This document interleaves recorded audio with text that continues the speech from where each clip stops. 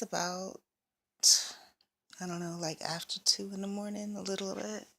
And I just woke up because um,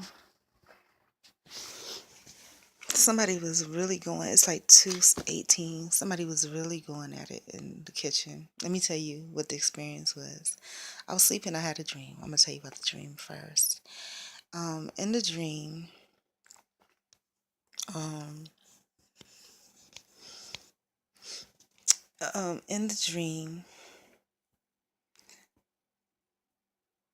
again, it was a test. This time, there was like a big, it was a test, and it was by a big, like, airport or Air Force base or something like that.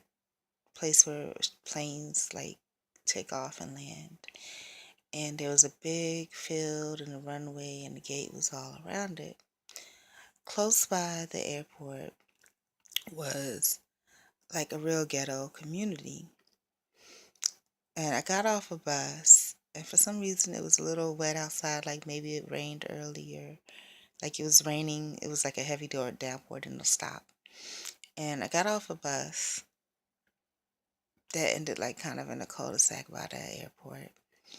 And I was trying to find the testing facility, which may or may not be at all affiliated with the airport. I have the feeling that it wasn't, but they did have a relationship. So I started walking. It was at night, like probably like 11 at night, and I was trying to find the testing facility, which looks kind of like the building where the airport would be. So I'm walking, and as I'm walking, it's a street like adjacent to the airport, like rundown houses, people sitting out, black people sitting out on a porch drinking. Like I remember distinctly of probably like about a 50-year-old black woman, really heavy set, with a sundress, no underclothes, and the dress riding all the way up her hips, sitting on a milk crate and talking loudly with friends and family.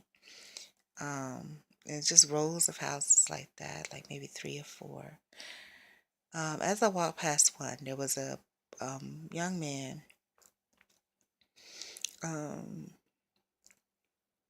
maybe kind of like a boy, somewhere between like maybe, I don't know, like 17, like late teens to maybe early 20s. And I noticed that he followed me as I was walking down. At first, I was starting to ask, you know, the lady, but I think I decided to keep going because they were like really engrossed in their conversation. And then the boy or the young man noticed me and he followed me a little ways. And at first, I was thinking he might be just a little slow or something. And when I got to like where the dead ended, he came behind me and that kind of creeped me out. And I was just like, not creeped me out, but it bought me alarm. Like I needed to say, look, get away from me. So I did. And he backed off. And the way the street worked, it went perpendicular. It's like at that point, it took a sharp, like right turn. It was, it was like the street going straight down. Then there's little, like houses to the left. And at the end, there's like a little place where you turn in, I guess where the gate is. But it wasn't really, it was just like a little circle. Like you could circle out or whatever. I don't know. But it was a gate and it was obvious that people turned around there. But it wasn't like a big turnaround circle. And then I took a sharp right and I went sharp right. And then to the left, there was a big building. And I guess it was a real hood neighborhood. When I got there, there were people that were my supposed classmates. And I guess the first part of the testing happened a lot earlier, but it was way on the other side of town. And I didn't drive, so I couldn't really get there. Um,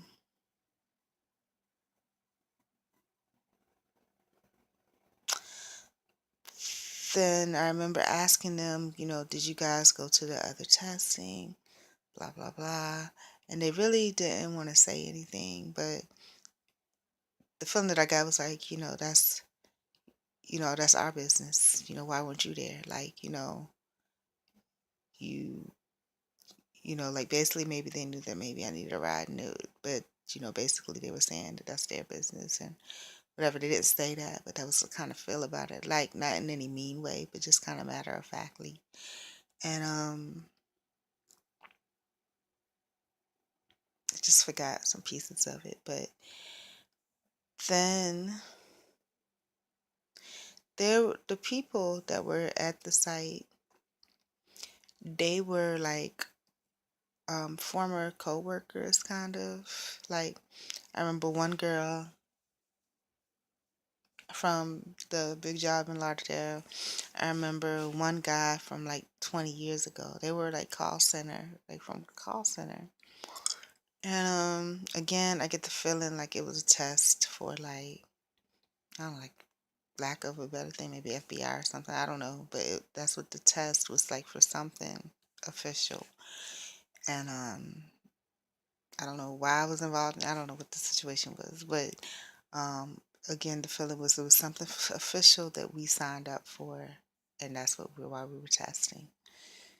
And I don't know how I got part into it. Maybe I thought it was like something educational. I was mistaken, but it was really on a larger scale affiliated with this. So by the time I found out, it was too late. And it was something that was deemed in general to be good, but it was really like nothing was ever what it seemed.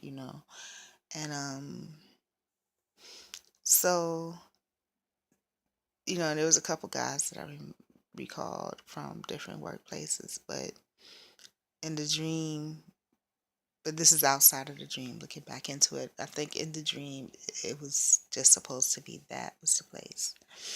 And I remember part of it was like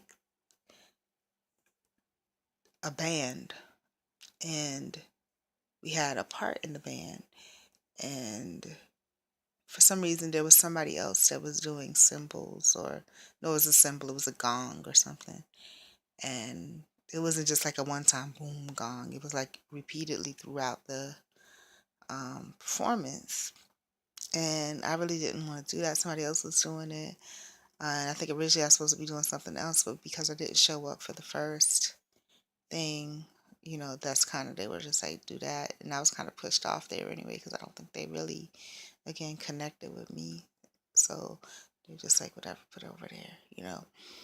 And the testing, um, I don't even know, like, it's kind of ambiguous in the dream whether I even completed the testing or not. If there was another phase, if everybody else completed it, but I was lollygagging and I really didn't want to complete it or something. Um,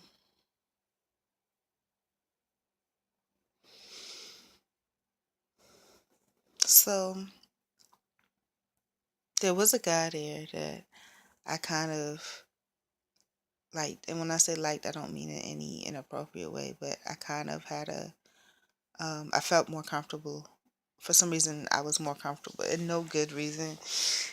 I felt more akin to him than anyone else. And so I was asking him, like, for a ride if he was going, my way home. And he was like, basically, he wasn't trying to give me a ride. He's like, no. And that's out of my nature. I don't ask anybody for rides.